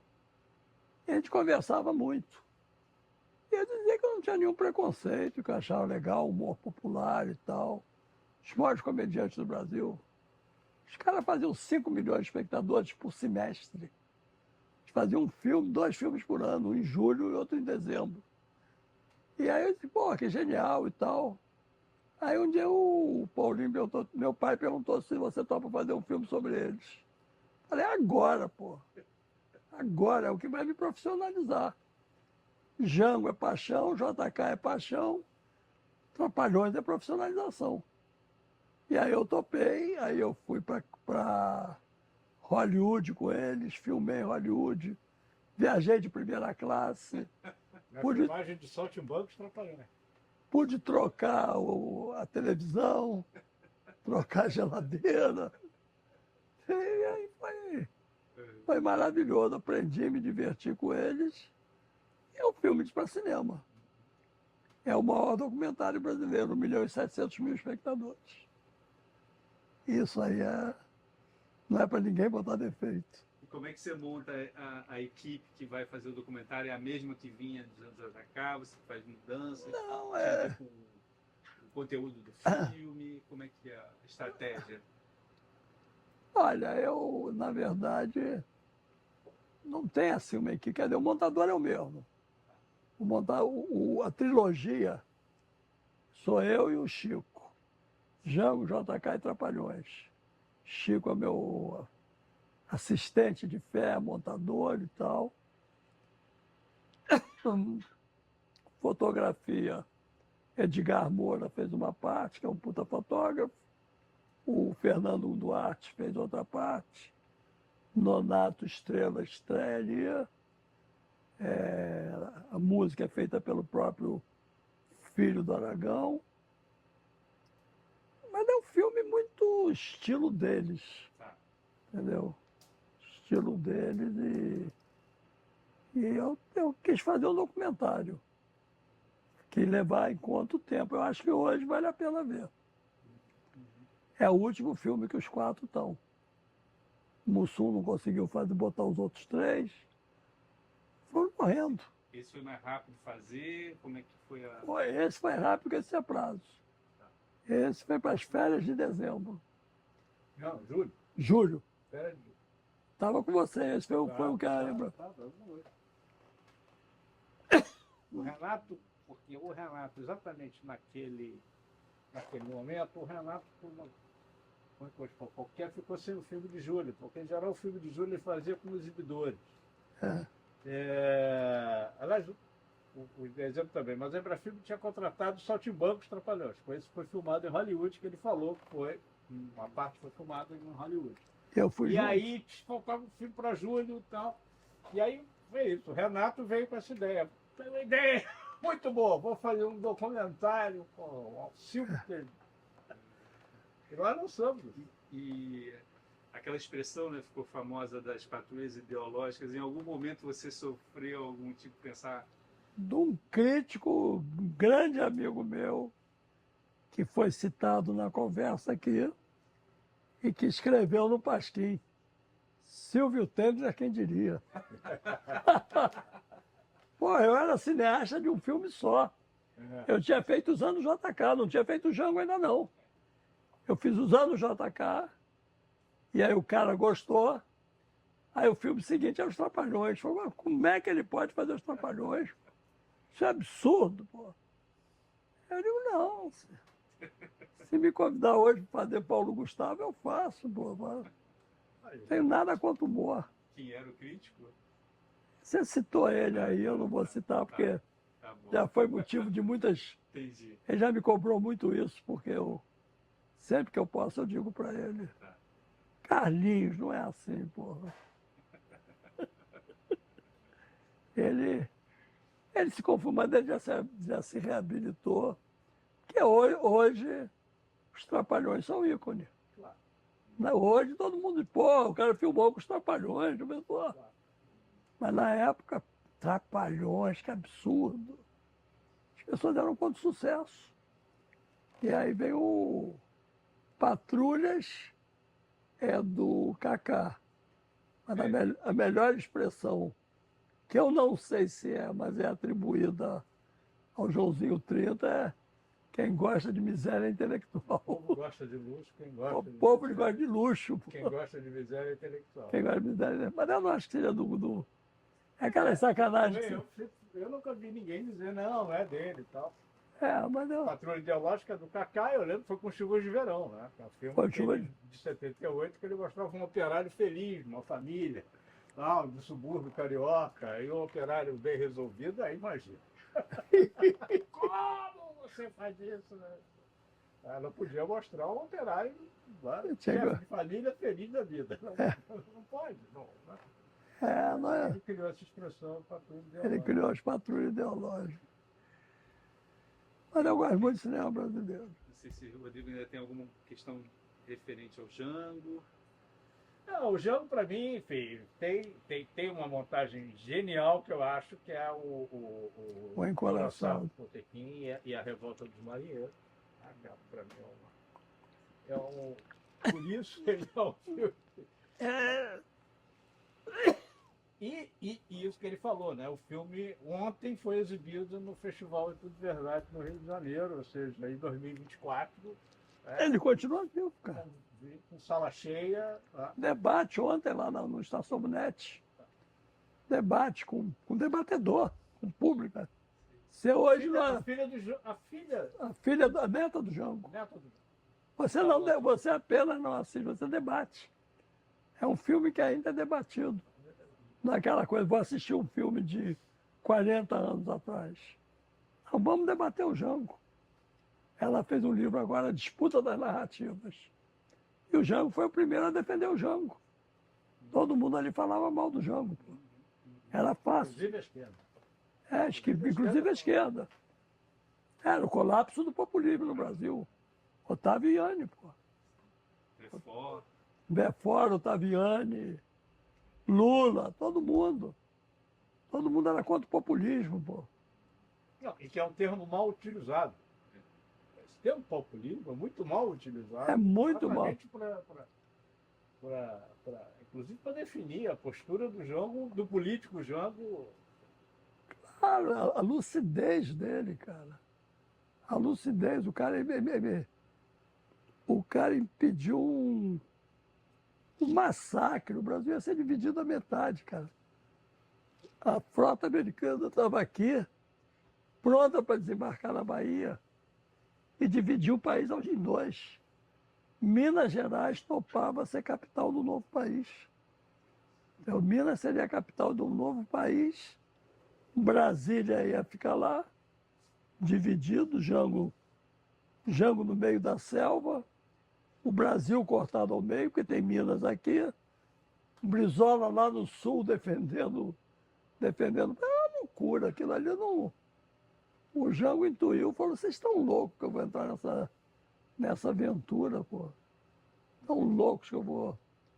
E essa viagem que eu fiz para Brasília, para liberar o filme na censura, os pilotos da Companhia Comércio e Navegação eram o filho do Lotes, que era militar e foi caçado em 64, só por ser filho do Lote e piloto do Jango, e o comandante Guerra. Também era um cara que era apolítico, mas que era o comandante dos aviões que levavam Dona Maria Tereza e as crianças. E aí o comandante Guerra me contou nessa viagem que ele foi o piloto que levou o Jango de Porto Alegre a São Borja. Quando ele chegou em São Borja, ele disse, presidente, estou aqui à sua disposição, a hora que o senhor quiser partir do Brasil, para o destino que o senhor decidir, eu lhe levo. Estou com ordem para isso.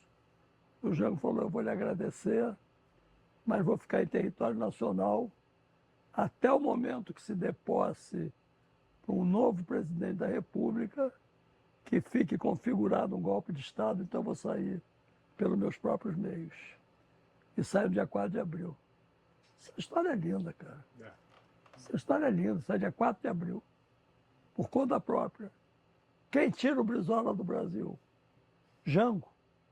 Os caras brigam, filha da puta, não quer resistir, e tal. De repente o Brizola liga pro Uruguai, pro Jango.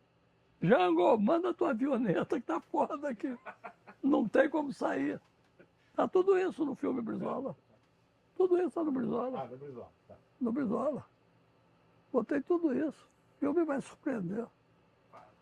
O Brizola de Silvio. Essa é uma boa chamada. Olha, só essa Brizola de Silvio Temer. Brizola de Silvio Temer. Acabou. Funcionou adjetivo. Brizola de ou por? Aí fica com sua. Ah, aí é o criador que te diz. criei anos. Não, pra mim. Te criei anos, investi anos em você. Você era um menino. Não, pra mim tanto faz. Você era um A menino. minha pergunta é: você vai ficar feliz com o quê? Por ou de? Foi que você. Você que é jovem. Brizola de Silvio Temer ou por Silvio Temer? Gaúcha, né? Ela é gaúcha. Tu é gaúcha, tia? E aí, o que você moraria? Por ou de? Hã? Uma preocupação Por. autoral, mais autoral. É mais autoral, né? Brizola. Brizola por Silvio Temer. Bom. Silvio, não sei como é que você. Aí a sua paciência para conosco. Ótimo, adoro falar. Eu entendo assim que a gente, nessa segunda entrevista, conseguiu compor aí esse ciclo que vai dos anos JK ao Jango. Se você ainda dispuser de tempo... Eu vou te fazer uma proposta. Vamos encerrar, mas vamos fazer a terceira. Porque eu acho que você não me perguntou as outras coisas. Então, porque a gente está no fluxo aqui do nosso roteiro. Você nunca assistiu um Caçadores da Alma meu. Eu tenho ciclos de filmes sobre fotografia. São lindos. São lindos. Eu peguei fotógrafo, eu fui a Arles, entrevistei o Steve McCauley, maior fotógrafo de guerra do mundo inteiro. Todas as guerras. Ele estava lá em Arles e estava uma puxa-saquice em torno dele incrível. E aí eu tentei falar com ele, eu não consegui. Eu tentei ir atrás dele, tentar falar, não consegui. E o agente dele puxando, vambora, vambora. Eu olhava para mim na cadeira de rodas, até que ele encontrou o cara ficar aí, pô. De repente ele me viu na cadeira de rodas, parou e voltou. E aí ele veio falar comigo. Entendeu? Aí ele mostrou a grandeza dele. Assim, nós também precisamos aqui do aval de René, do Núcleo Audiovisual, mas se você puder, estiver disposto, a gente entende que seria muito bom ter um terceiro. Eu acho. Para, vamos assim dizer, a gente não vai esgotar nunca, né? É inesgotável uma filmografia. Mas vocês deviam dar uma olhada na série Caçadores da Nos Alma. preparamos para... São muitos fotógrafos, muitos olhares, muitas... Eu olho muito essa coisa por olhar. Não, sem contar os que a gente tem aqui já estruturado Tem. a partir do A estética da pandemia. Eu fiz filme todo por Zoom. Eu fiz um filme, ninguém saía de casa. Todo mundo trancado em casa. Eu conversei com o pai da Chay Suruí, em Rondônia. Conversei com o quilombola em Pernambuco. Conversei com o Dalmauro Morelli lá em Minas Gerais. Ken Loach na Inglaterra. Yanis Varoufakis na Grécia. Tudo por Zoom. Tudo por Zoom. Teve um personagem que saía de casa. Era uma entregadora de Uber, que era uma estudante de arquitetura, que eu botei com ela com uma camereta na mão, e quando ela ia fazer as entregas, ela filmava a cidade para mim, fazendo a reflexão. O filme ficou muito bom. Tem outras estéticas, eu não sou só política. Maravilhoso. Eu sou 90% política, mas os 10% que me restam vale a pena. Sensacional. Então vamos encerrar a segunda entrevista agora. Agradecer imensamente, porque foi música para os ouvidos, muito bom. Não, adorei o papo, foi muito bom.